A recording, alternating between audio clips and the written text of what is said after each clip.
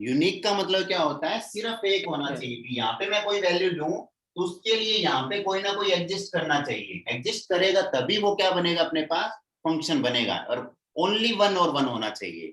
ठीक है, तो ये यहाँ पे फंक्शन डिफाइन होता है। अब देखो यहाँ पे इसके अंदर तीन चीजें आती है, क्या क्या चीज। अब देखो 11th का तुम्हारा यहीं पे खत्म हो जाएगा, 11th के अंदर तुम्हारे आते हैं। तो दोबारा मैं इस चीज को चार्ट बना के देखता हूँ। तो एक अपने पास होता है डोमेन, कोडोमेन और रेंज। देखो क्या क्या होता है, इसी फंक्शन, इसी को मैं लूंगा। ठीक है, तो यहाँ पे समझने की कोशिश करना। मान लो अपने पास ये यही ग्राफ है, y equal to x plus one. ये अपने पास एक ग्राफ है, y को मैं लिख सकता हूँ एफ एक्स, मतलब f x equal to x plus one. तो मेरा x हो गया इनपुट, ठीक है, और फंक्शन मतलब एफ एक्स मतलब ये हो गया आउटपुट। ठीक है, ये इनपुट हो गया या आउटपुट हो गया। तो जब मैं x की वैल्यू रख रहा हूं तो मेरे पास आउटपुट में क्या आ रहा है, y की वैल्यू आ रही है। ठीक है, तो इनको क्या क्या नाम देते हैं, एक होता है डोमेन, ठीक है, और एक होता है डोमेन। ठीक है, ये डोमेन, और इसको क्या बोलते हैं, एक होता है डोमेन, एक होता है रेंज। रेंज और कोडोमेन, अब इनमें इनमें डिफरेंस होता है। देखो एक तो यहाँ पे क्या आएगा, कोडोमेन,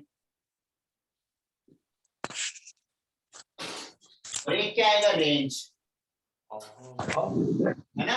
तो इन दोनों में डिफरेंस क्या है, इन दोनों में डिफरेंस क्या है, डिफरेंस ये है, देखना जरा यहाँ पे, है ना। डिफरेंस क्या है कि मान लो, क्या चीज, क्या क्या, कोडोमेन टोटल होता है, डोमेन प्लस रेंज। कौन बता रहा है, सर मैं बता रहा हूँ। हाँ ठीक है, देखो पहले ना समझो। Yes sir. तो यहाँ पे क्या आया, देखो ये वाला जो होता है ना, ये वाला, ये पूरा कोड अपना डोमेन होता है भाई। सिंपल बात है, एक्स की वैल्यू कोई भी रखेंगे अपना डोमेन, इसको क्या नाम देते हैं, डोमेन नाम देते हैं। ठीक है, इसको अपन क्या नाम देते हैं, डोमेन देते हैं। और जो वाई वाली वैल्यू होती है ना, वाई वाली वैल्यू, उसको नाम देते हैं कोडोमेन। वाई के अंदर जो जो होगा उसको क्या नाम देंगे, कोडोमेन, है ना। जैसे मान लो मैंने ये फंक्शन ले लिया, मैंने ये फंक्शन ले लिया f x equal to x plus one, है ना। अच्छा बताओ, यहाँ पे x की वैल्यू में कुछ भी रख सकता हूँ क्या, हाँ यस है ना। तो यहाँ पे मैं रियल, यहाँ पे मैं क्या बोल दूंगा, रियल नंबर। सिंपल सी बात है, ये क्या हो गया, रियल नंबर हो गया। x की वैल्यू जो चाहूं मैं रख सकता हूँ। बताओ समझ में आया कि नहीं आया, यस है ना। तो इसका मतलब क्या हो गया, इसका डोमेन हो गया रियल नंबर। रियल नंबर को कैसे डिनोट करते हैं, आर से डिनोट करते हैं, मतलब इसका जो डोमेन है वो आर हो गया। बताओ समझ में आया कि नहीं आया, यस है ना। अब मैं बात करूं यहाँ पे बात करूं, मान लिया इसका इसका भी अपने को क्या दे रखा है, ये फंक्शन अपने को आर टू आर दे रखा है। R to R, R to R का मतलब, अब देखो बहुत जगह ऐसा मिलेगा तुमको। आर टू आर का मतलब क्या होता है, रियल नंबर से लेके रियल नंबर, मतलब इसमें भी रियल नंबर है, इसमें भी रियल नंबर है। तो मतलब ये जो ये है ना, ये तो अपना डोमेन है ना। और इसको क्या बोलेंगे, कोडोमेन।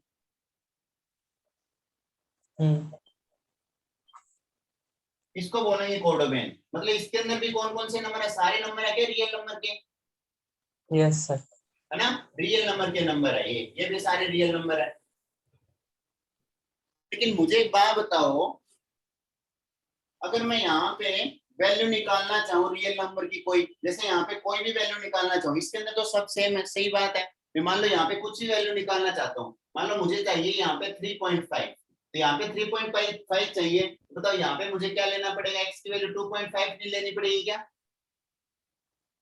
यस सिंपल सी बात है। अगर मुझे यहाँ पे 3.5 चाहिए तो यहाँ पे मुझे 2.5 नहीं लेना पड़ेगा क्या, क्योंकि x की वैल्यू जब मैं 2.5 लूंगा तो 2.5 प्लस 1 बन के 3.5 बनेगा,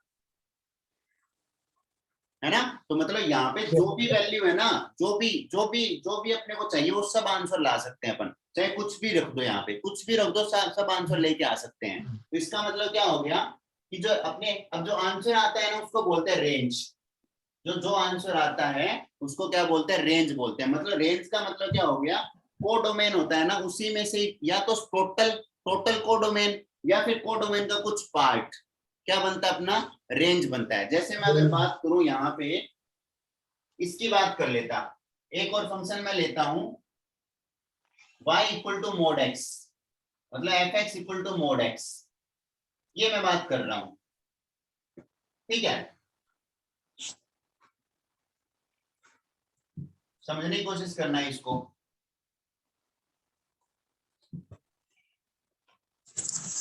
अगला मैं बात कर रहा हूँ y equal to mod x की, है ना। मुझे ऐसे दिया हुआ है, उसने कैसे दिया हुआ है, ये दिया हुआ है कि y equal to mod x, मतलब fx equal to mod x, और ये कहां से लेके कहां तक है, R टू R है।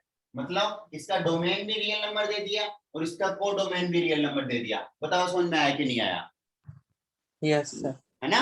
इसका मतलब क्या हो गया, यहाँ पे इसका को डोमेन और डोमेन दोनों रियल नंबर दे दिए। मतलब यहाँ पे अपने पास क्या है, -5, -1.4, माइनस का 3, प्लस का 5, प्लस का 7, प्लस का 8, ये है। और इधर भी ऐसे ही नंबर है, इधर भी अपने पास क्या है, ऐसे ही माइनस का 5, माइनस का 1.4, प्लस का 1.4, है ना, और प्लस का 5, और प्लस का 7, प्लस का 8, प्लस का 10, माइनस का 20, ये सारे नंबर है। मतलब टोटल नंबर रियल नंबर इसके हैं, जितने रियल नंबर हो सकते हैं, जितने तुम रियल नंबर सोच सकते हो, जिसकी, है ना, रैशनल नंबर बोल सकते हैं अपन, है ना, तो वो सारे नंबर, और यहाँ पे जितने सोच सकते हो वो होते हैं। तो लेकिन मुझे एक बात बताओ, अब ये फंक्शन को ध्यान रखना भाई, अपना fx equal to mod x है, तो बताओ f -5 की वैल्यू कितनी होगी, मोड ऑफ -5 कितना होता है ये, 5। 5 मोड का मतलब क्या था, याद है ना, ओनली 5, है ना। तो इसका मतलब -5 का मतलब क्या होगा, 5 होगा, ये 5 से बन गया, ठीक है। और -1.4 का मतलब क्या होगा, प्लस का 1.4। प्लस का 1.4 हो जाएगा, ये हो गया। -3 का मतलब क्या हो गया, अब यहाँ पे मान लो ये है मेरा माइनस, प्लस का 3, इसका मतलब क्या हो गया, -3 का प्लस 3 हो गया। और +5 का क्या होगा, +5 हो गया। +7 का +7 हो गया, +8 का +8 हो गया। बताओ समझ में आया कि नहीं आया? तो इसका मतलब अपने पास यहाँ पे बताओ, इसके अंदर माइनस वाली वैल्यू आ सकती है क्या? No sir. इसके तो देखो उसने मोड लगा दिया, इसका मतलब इसमें इसकी माइनस वैल्यू तो आ ही नहीं सकती फंक्शन की। तो मतलब इसका को डोमेन था ना, वो तो पूरा था, को डोमेन तो पूरा था। और रेंज क्या होता है, रेंज तो ओनली आंसर होता है। रेंज क्या होता है, ओनली आंसर, जो जो आंसर आता है उसको क्या बोलते हैं, रेंज बोलते हैं। तो रेंज के अंदर तो ओनली पॉजिटिव नंबर आएगा। Yes sir. सिंपल सी बात है, रेंज के अंदर तो ओनली पॉजिटिव नंबर आया, नेगेटिव नंबर तो आ ही नहीं सकता। इसका मतलब यहाँ पे को डोमेन और रेंज आपस में इक्वल नहीं है। बोलो समझ में आया कि नहीं आया? Yes sir.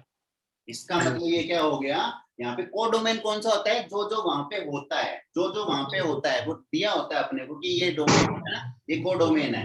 लेकिन रेंज कौन सा, दो को डोमेन में से ओनली वो ही रेंज बनता है जो इससे आंसर आता है। बोलो समझ में आएगा? को डोमेन, रेंज और डोमेन के अंदर डिफरेंस समझे हो क्या?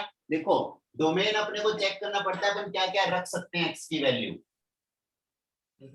ठीक है। को डोमेन अपने को पूरा दिया होता है, ये दिया होता है कि हाँ ये ऐसा ऐसा कुछ होगा, है ना। जैसे यहाँ पे ये दिया था रियल नंबर से रियल नंबर, मतलब रियल नंबर इसमें रखने हैं, रियल नंबर इसमें रखने हैं, ठीक है, रियल नंबर से रियल नंबर। तो ये को डोमेन और ये पूरा बन गया डोमेन। और रेंज क्या होता है, को डोमेन का वो वाला पार्ट जो इसका आंसर आता है उसको क्या बोलते हैं, रेंज बोलते हैं। बताओ भी समझ में आया कि नहीं आया? यस सर, आ गया। आगे बात समझ, ठीक है। ये अपने पास बनता है। तो अब देखो ये क्या बोल देगा, अब यहाँ पे एक वर्ड आता है इनटू और एक आता है on to.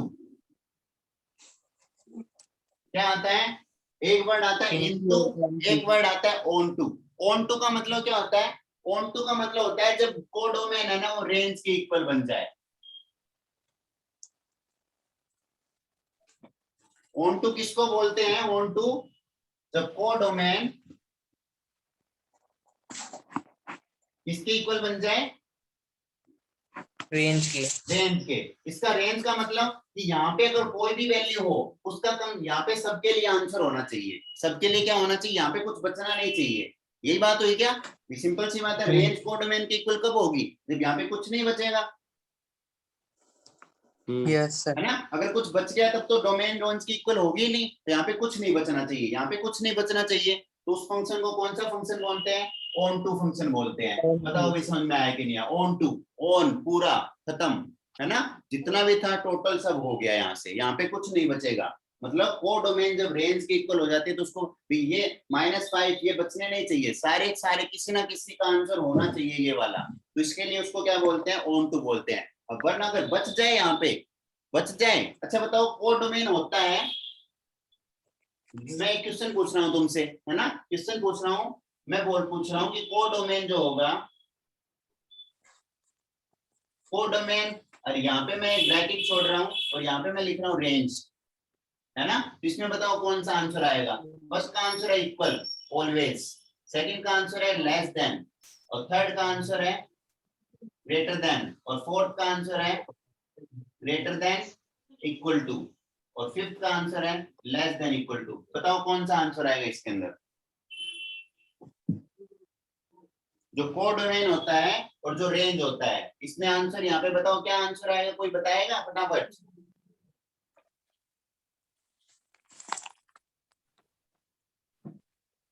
Greater than and equal. ये 12th वाले सो रहे हैं क्या? है भाई, बताओ कौन सा आंसर आएगा इसके अंदर? फोर्थ फोर्थ वाला। वाला। फोर्थ वाला। फोर्थ वाला आएगा क्या? अपन जानते हैं अच्छे से कि कोडोमेन में से ही रेंज बनता है, कोडोमेन में से ही रेंज बनता है, तो इसका मतलब पक्का कोडोमेन क्या होगा? बड़ा होगा, बड़ा होगा। है ना। लेकिन अपन जानते होते हैं कि कोडोमेन जब रेंज के इक्वल बनते हैं उस फंक्शन को ऑन टू फंक्शन बोलते हैं, मतलब बड़ा भी हो सकता है और इक्वल भी हो सकता है। इसमें आंसर क्या आएगा? ये वाला आएगा। बोलो समझ में आया कि नहीं आया? Yes sir sir. कोडोमेन क्या है सर? क्या? सर कोडोमेन क्या है यहाँ पे? तेज बोलो ना। सर मैं कह रहा हूँ कोडोमेन क्या है सर, एक और बार बताना। कोडोमेन है जो भी यहाँ पे अपने को फुल दिया होता है, जैसे यहाँ पे दे दिया है, ये अपने को दिया रहता है R2R मतलब रियल नंबर से लेकर रियल नंबर तक, है ना। तो रियल नंबर का मतलब यहाँ पे टोटल नंबर आ गए, या फिर रैशनल नंबर बोल सकते हैं अपन, रैशनल नंबर से लेकर रैशनल नंबर, है ना, तो टोटल नंबर आ गए। अब आंसर है वो, तो देखो अब बताओ यहाँ पे रियल नंबर के नेगेटिव नंबर होते हैं कि नहीं होते? Yes sir. है ना, तो मतलब इसके कोडोमेन में नेगेटिव नंबर भी दिए हुए हैं, लेकिन अपना फंक्शन जो है वो तो मोड एक्स का फंक्शन है, और मोड एक्स का आंसर में कभी नेगेटिव आता ही नहीं है, तो नेगेटिव वाले वो तो ओनली पॉजिटिव बने, तो इसके लिए इस फंक्शन के लिए जो अपना रेंज बना वो तो ओनली पॉजिटिव नंबर बना, यस सर। तो रेंज तो पॉजिटिव नंबर आ गया, जबकि उसने दिया था आर, तो आर क्या हो गया? कोडोमेन हो गया। मतलब कोडोमेन में से कुछ पार्ट हो जाए जो अपना आंसर बनता है, रेंज बनता है, उसको बोलते हैं। आया समझ? Yes sir. तो ये अपने पास आया, तो यहाँ पे डोमेन पता चल गया, कोडोमेन पता चल गया, रेंज पता चल गया। डोमेन जब रेंज की इक्वल होता है तब क्या होता है, और जब डोमेन ज्यादा हो जाता है तब क्या होता है? तब क्या बन जाएगा? देखो डोमेन अगर यहाँ पे कुछ बच जाए, रेंज निकालने के बाद कुछ बच जाए, तो उसको कौन सा फंक्शन बोलेंगे? इनटू। कौन सा फंक्शन बोलते हैं उसको? इनटू फंक्शन बोलते हैं, इनटू INTO, है ना, इनटू फंक्शन। और अगर कोडोमेन और डोमेन इसके रेंज की इक्वल हो जाए तो उसको बोलते हैं ऑन टू फंक्शन। ठीक है, ये ऑन टू फंक्शन है। देखो डेफिनेशन यहाँ पे दी है, बोलिए then the function range equal to codomain, है ना। अब देखो क्या बोल रहा है, method to test onto और इनटू मैपिंग। देखो इसको मतलब निकालने के लिए ये 1 1 मैनी 1 हो गया, ठीक है ओके।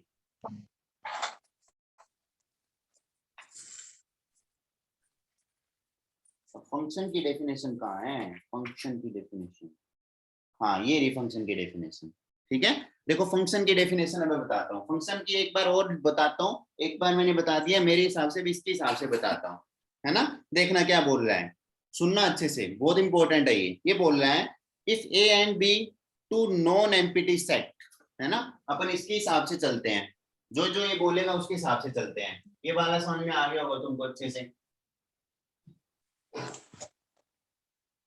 इसको जनरलाइज करो तुम, जनरलाइज का मतलब अपनी लैंग्वेज के अंदर समझो, अपनी लैंग्वेज में समझोगे ना तो कभी दिक्कत नहीं आएगी इसके अंदर।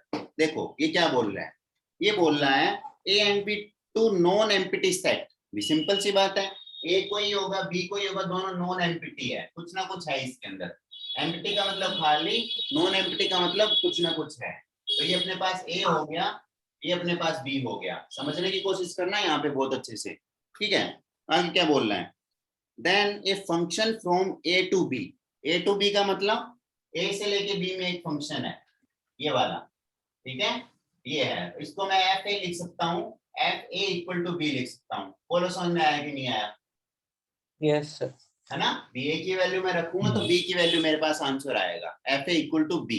तो ये फंक्शन हो गया। तो आगे क्या बोल रहा है, if a and b two non-empty set then a function from a to b associated, है ना, associate to each element x in a, है ना।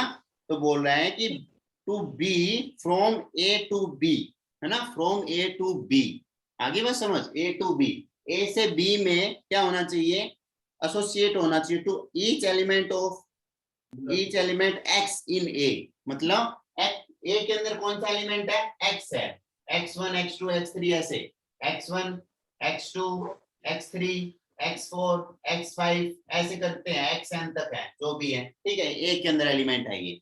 अब इसका क्या होना चाहिए, एसोसिएट करना चाहिए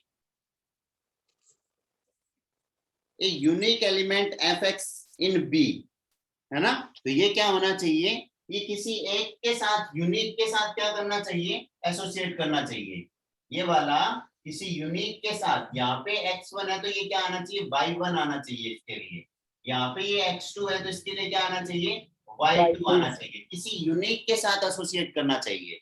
भी यहाँ पे सिंपल सी बात है, अगर मैं एक क्वेश्चन रखूंगा तो उसका आंसर कुछ ना कुछ आएगा ना, एक क्वेश्चन रखूंगा तो कुछ ना कुछ उसका आंसर बनना ही चाहिए। अगर आंसर नहीं बन रहा ना तो फंक्शन नहीं हो सकता। अगर कोई क्वेश्चन का आंसर नहीं आ रहा ना तो इसका मतलब फंक्शन नहीं हो सकता। इसका मतलब क्या होता है कि यहाँ पे चाहे कुछ भी हो, यहाँ पे कुछ भी हो, उसका पक्का ना पक्का कहीं ना कहीं एक वैल्यू तो आएगी ही आएगी। बताओ समझ में आया कि नहीं आया? Yes sir. है ना, एक का एक तो बनेगा ही बनेगा, एक का एक तो बनेगा ही बनेगा, आगे ना समझ, ठीक है, एक का एक तो बनेगा ही बनेगा। हो सकता है दो का एक बन जाए, हो सकता है दो का आंसर सेम आ जाए, ठीक है। यहाँ पे दो मैं ले लूं, मैनी वन होता था, कौन कौन से टाइप के होते थे अपने, एक तो वन वन टाइप का होता था, मतलब एक का एक के साथ ही, और एक होता था मैनी वन, मतलब एक से है ना, मतलब ज्यादा का, दो का एक के साथ भी हो सकता है, लेकिन एक का एक के साथ तो कंफर्म बनेगा। फंक्शन डिफाइन होने के लिए क्या होता है, इसके जितने भी एलिमेंट होते हैं ना, इन सब के लिए एक अपने पास आंसर आना ही आना चाहिए, तभी वो फंक्शन होगा, वरना फंक्शन नहीं बनेगा। बताओ समझ में आया कि नहीं आया? Yes sir. वरना वो फंक्शन ही डिफाइन नहीं होगा। यहाँ पे एक के लिए पक्का ना पक्का एक आंसर होगा, वो कौन सा होगा, यूनिक होगा, है ना। इसके लिए एक, इस एक के लिए यूनिक होगा भाई, वो ऐसे नहीं है कि यहाँ से अपन एक के लिए क्या कर देंगे, दो लेके जाए, एक के लिए दो कभी नहीं जा सकते, ये वाली बात क्या है, गलत। एक के लिए दो कभी नहीं जा सकते, एक क्वेश्चन के लिए दो आंसर अलग अलग नहीं हो सकते। बोलो समझ में आया कि नहीं आया? Yes sir. हो सकते हैं, बिल्कुल आंसर हो सकते हैं, लेकिन फंक्शन तब नहीं होगा, तब फंक्शन वो नहीं बनेगा। आगे बात समझ, फंक्शन बनने के लिए कंडीशन है, यस सर। ये फंक्शन बनने के लिए कंडीशन है कि एक क्वेश्चन के दो आंसर नहीं हो सकते। अगर मैं एक इनपुट करूं यहाँ पे तो मेरे पास आउटपुट एक ही आनी चाहिए, आगे ना मैं समझ, दो आउटपुट नहीं आ सकते। अगर दो आउटपुट आ रही है ना तो इसका मतलब वो फंक्शन गलत है। सिंपल सी बात है, तुम रोटी बनाने जा रहे हो, घर पे रोटी बनाने जा रहे हो, फंक्शन ही है वो एक, है ना, फंक्शन ही है। और तुम देख रहे हो रोटी का कुछ और ही बन रहा है, रोटी भी बन रहा है, कुछ और ही बन रहा है, ऐसा बन रहा है जो खाने लायक नहीं है, तो फंक्शन नहीं है। फंक्शन का मतलब अपने को पता होना चाहिए कि क्या आएगा वहां पे, एक ही आंसर होगा, यूनिक, है ना। तो ये फंक्शन बनने की डेफिनेशन है, फंक्शन बनने की डेफिनेशन है, ठीक है। तो यहाँ पे क्या बोलता है, यूनिक एलिमेंट होता है इसके अंदर, which is read as f is a mapping from A to B. इसको क्या बोलते हैं, A to B mapping, mapping बोलते हैं, फंक्शन बोलते हैं, ठीक है। ये सारी चीजें अपने पास आती है, ठीक है भाई। अब तुमको पता चल ही गया इसका डोमेन, कोडोमेन, रेंज भी पता चल गया, है ना। The set of A is called domain, A set को क्या बोलते हैं, डोमेन, ठीक है। Codomain, the set of B, B को क्या बोलते हैं, codomain. Range, the range of f denoted by R f is the set, है ना, consisting of all the image of the element, है ना, of the domain। इसका इमेज का मतलब क्या होता है, आंसर। इमेज का मतलब क्या होता है, आंसर। जो जो आंसर आए हैं वो अपने क्या होंगे, इमेज होंगे वो, ठीक है। रेंज होगा, अब onto mapping, out into mapping पता चल गया, ठीक है, 1 1 पता चल गया, मैनी 1 पता चल गया, ठीक है। अच्छा बताओ 1 1 मैनी 1 को मैं लिखूं तो कैसे लिख सकता हूँ, है भाई, 1 1 मैनी 1 लिखूं तो मैं कैसे लिख सकता हूँ, मुझे एक बात बताना, मान लो 1 1 की बात मैं कर रहा हूँ,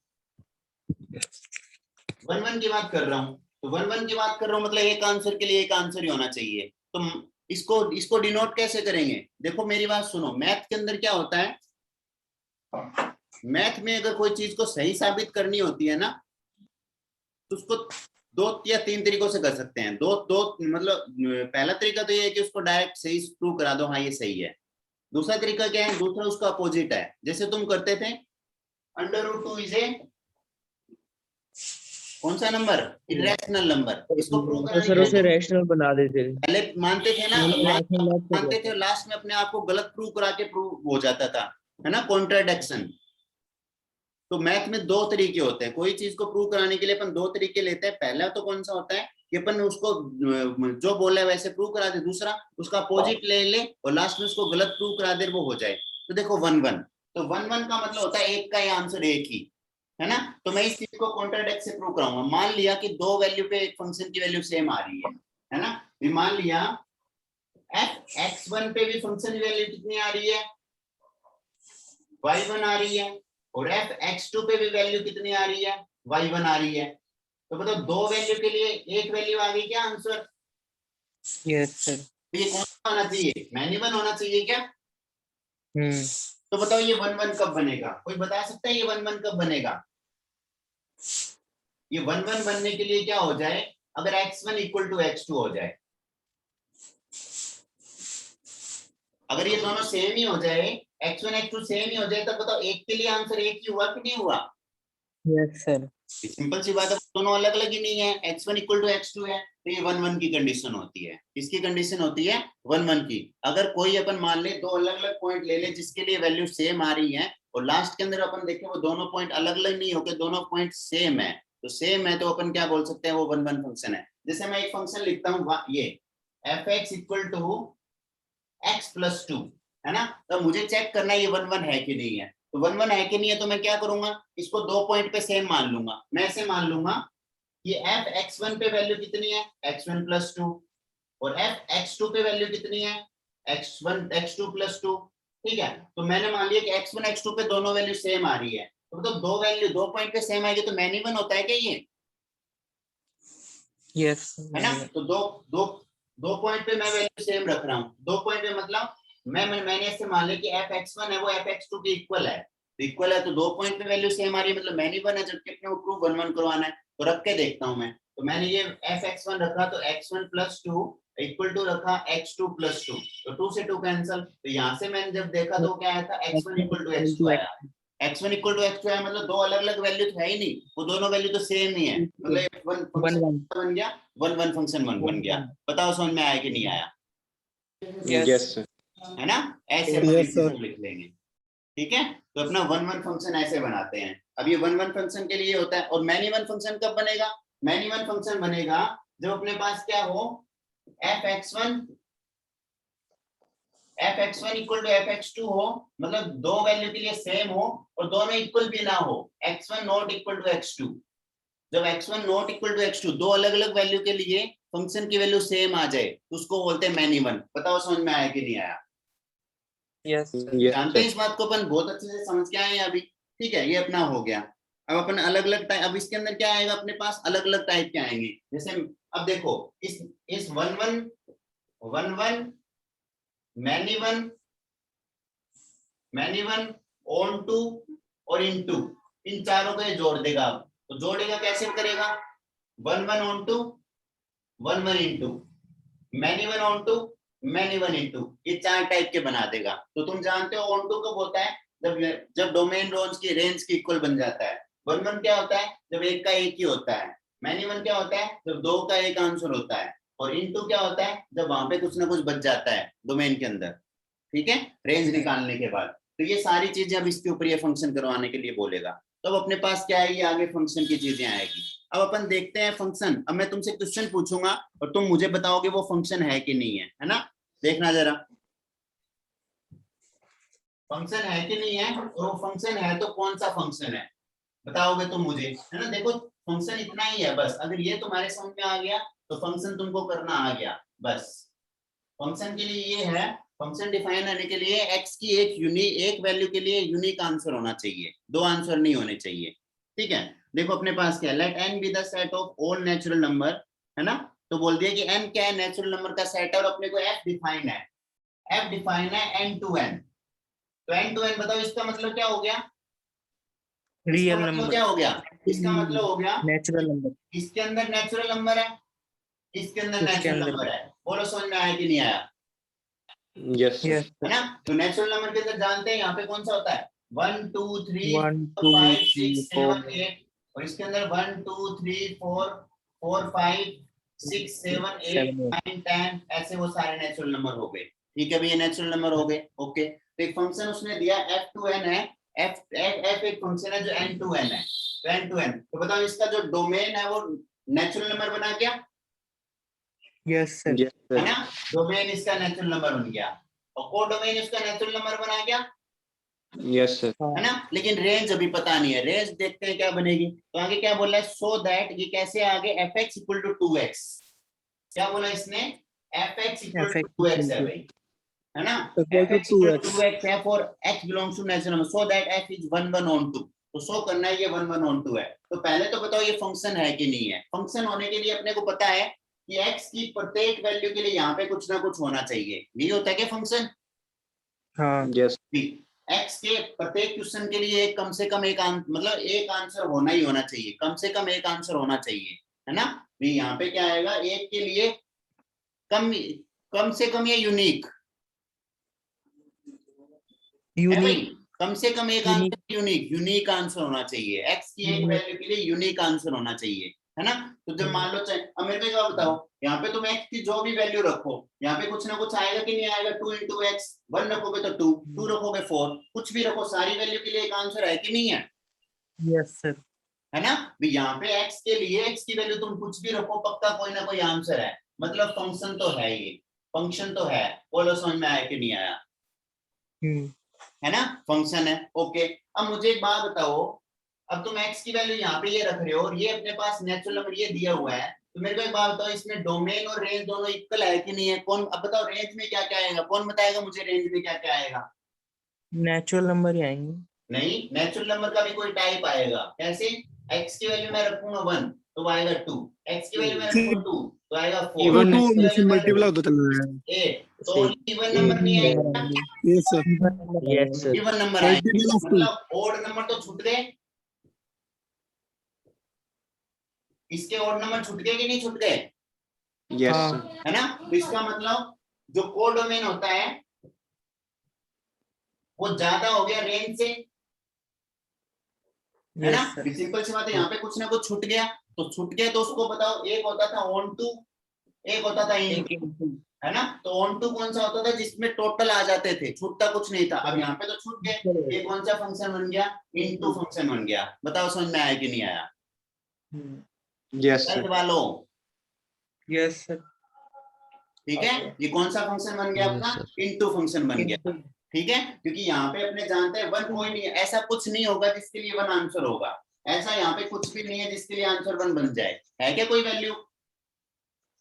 नो सर, देखो यहाँ पे x की ऐसी कोई वैल्यू नहीं है जिसके लिए 1 बन जाए, तो 1 तो छूट गया, 1 के लिए कोई 1 के लिए कोई क्वेश्चन ही नहीं है, 1 के लिए कोई क्वेश्चन ही नहीं है। मतलब ये क्या है, यहाँ पे कोडोमेन में से कुछ चीजें छूट गई, है ना, रेंज नहीं बनी, कोई चीजें रेंज नहीं बनी, मतलब कुछ भी बच गया तो उसको क्या बोलेंगे, इनटू, तो इनटू फंक्शन बना। अब बात करनी है अपनी कि उसको 1 1 भी प्रूव करवाना है, तो 1 1 प्रूव कराना है, तो अपने को वैसे तो साफ साफ दिख रहा है कि जब मैं x की वैल्यू 1 रखूंगा तो यहाँ पे एक ही वैल्यू आएगी, दो वैल्यू कभी नहीं आ सकती। मतलब अब बताओ x की वैल्यू मैं चेंज कर दूं तो दो अलग अलग वैल्यू चेंज नहीं होगी कि यहाँ पे, यस सर, लेकिन इसको मेरे को प्रूव करवाना है। प्रूव कैसे करवाऊंगा, तो पहले इसको उल्टा मानूंगा। कैसे मानूंगा, कि मान लिया x की दो वैल्यू के लिए, कौन कौन सी, x1 के लिए और x की 2 के लिए, दो के लिए वैल्यू सेम है, तो दो के लिए वैल्यू सेम है तो अभी तो 1 1 नहीं है ना, ये है ना, दोनों के लिए सेम है तो 1 1 नहीं है, तो x1 रखूंगा, तो इसके अंदर रखो क्या आएगा बताना, फंक्शन 2x1 आएगा क्या, यस सर, और x2 रखूंगा तो क्या आएगा 2x2 आएगा। तो जब मैंने सोल्व कराया तो x1 इक्वल टू x2 आया। मतलब दो जब सेम वैल्यू आ रही थी तो इसका मतलब वो दोनों सेम ही थे, अलग अलग थे ही नहीं वो। तो One, ये one. पक्का कौन सा बन गया 1 1 बन गया। 1, 1. 1 1 इनटू फंक्शन बन गया। बताओ समझ में आया कि नहीं आया? Yes, sir. है भाई? Yes, sir. Yes, sir. ना समझ? 12th वालों बोलो समझ में आया कि नहीं आया तुम लोगों के? अरे यार Yes, sir.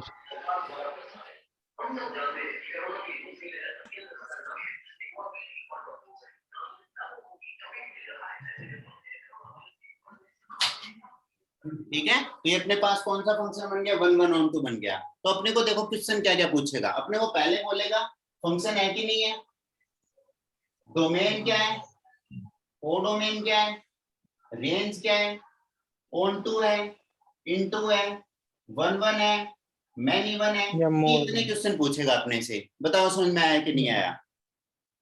Yes, Yes, sir. sir. ठीक है। अब मैं एक तुमको Yes, sir. क्वेश्चन दे रहा हूँ, बताओ जरा उसके लिए। इसके लिए रेंज क्या है, डोमेन क्या है, कोडोमेन क्या है, वो सारी चीजें बताना जरा मुझे, है ना। एक मैं क्वेश्चन दे रहा हूँ। मैंने एक फंक्शन ले